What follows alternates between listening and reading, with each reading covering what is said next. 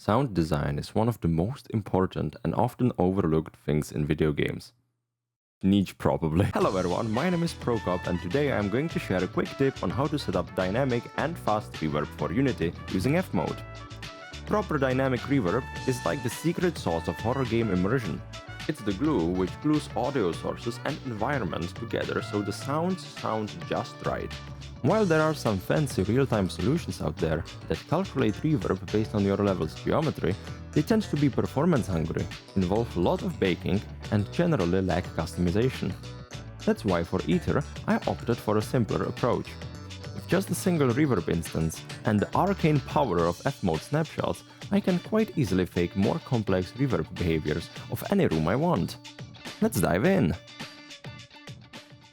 First, we put a reverb effect on the bus with our in-world audio.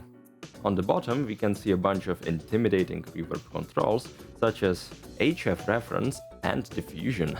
Thankfully, we don't have to worry about any of that, since FMOD comes with handy reverb presets, such as Quarry. Well, now we have a working reverb, but it doesn't change depending on where the player is. There are two solutions.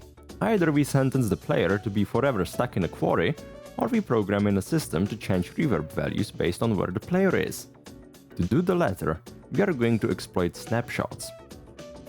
FMOD snapshots are like save states for your audio settings. We're using them to override and blend our reverb to define different areas of our game. I've got snapshots for hallway, cave, interior, and a bunker, each with their own reverb settings.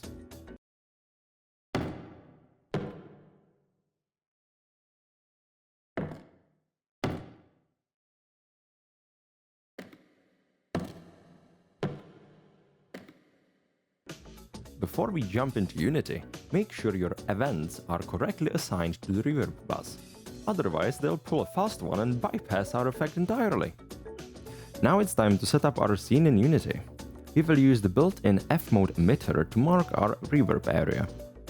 We use trigger, enter, and exit events to make sure the effect only plays when the player is in the volume.